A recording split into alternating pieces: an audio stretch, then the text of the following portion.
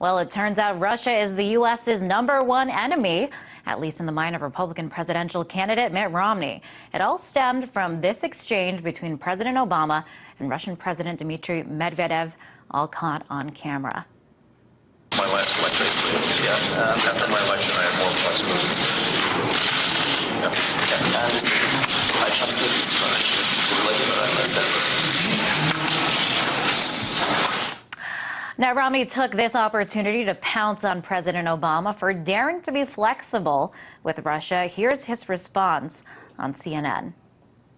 And if he's planning on doing more and suggest to Russia that he has things he's willing to do with them, he's not willing to tell the American people. This is to Russia. This is, without question, our #1 geopolitical foe. They fight every cause for the world's worst actors. The idea that he has some more flexibility in mind for Russia is very, very troubling indeed. So is Mitt Romney and the Republican elite set on bringing back the negative attitudes reminiscent of the Cold War? To help answer that and more, I'm joined now by Ivan Eland, Senior Fellow for the Independent Institute. Welcome to the show, Ivan. Thanks. So Romney says Russia is our #1 enemy. Do you think he really believes that?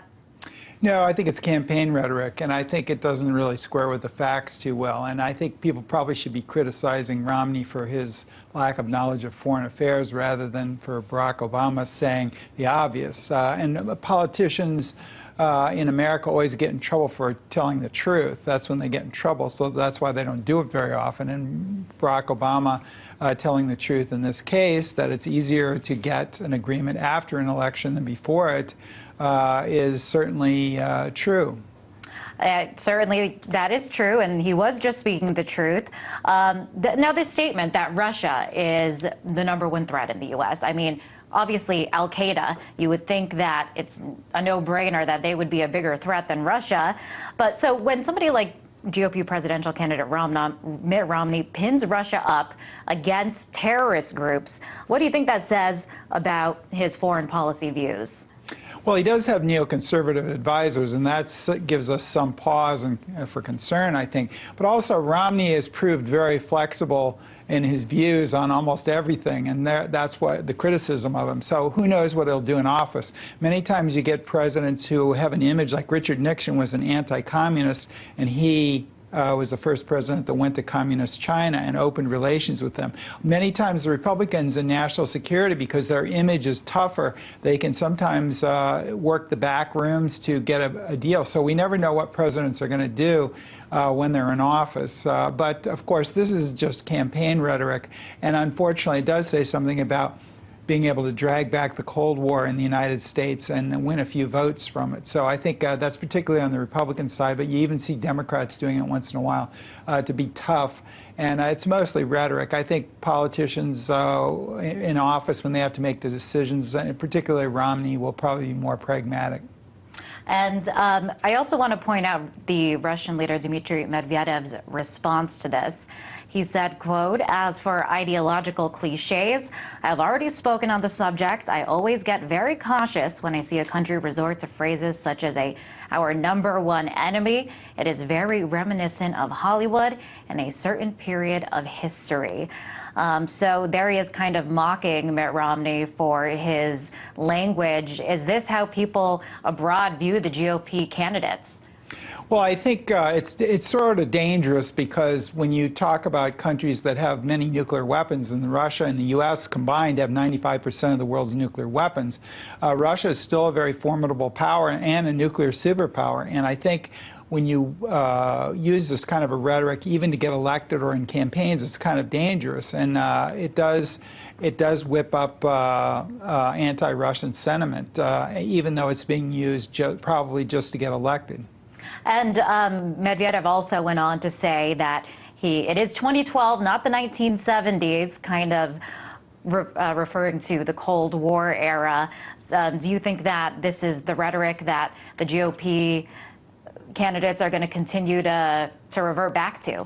Well, they're trying to look for enemies. Barack Obama managed to kill Osama bin Laden, so he's not quite as vulnerable as many Democratic presidents are on national security.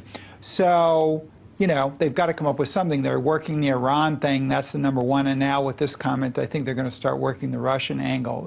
You need an enemy when you're trying to get elected. And I think, and they also are looking for things to criticize the president on as being soft on foreign policy, because this attack usually works for the Republicans in some manner. So I think they're pulling out the enemies. Maybe it'll be China next week. So do you think this is kind of just what the GOP is looking for? Somebody that is, willing to take these very hardline, hawkish, tough stances in terms of foreign policy, someone that is willing to be partisan?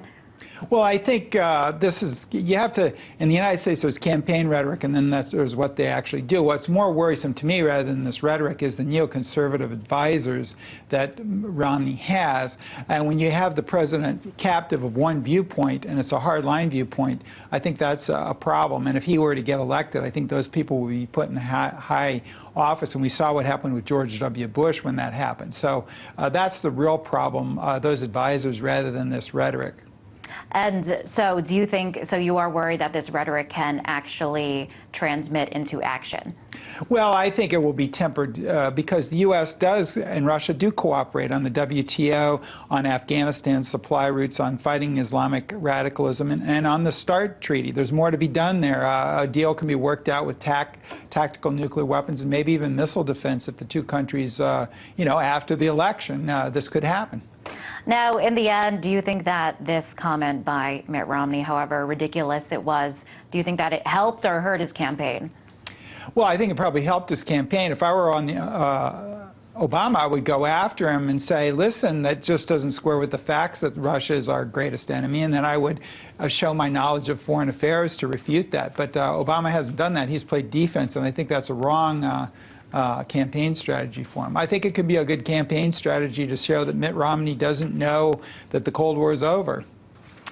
That apparently is the case. Ivan, pleasure to have you on the show. That was Ivan Eland, Senior Fellow for the Independent Institute.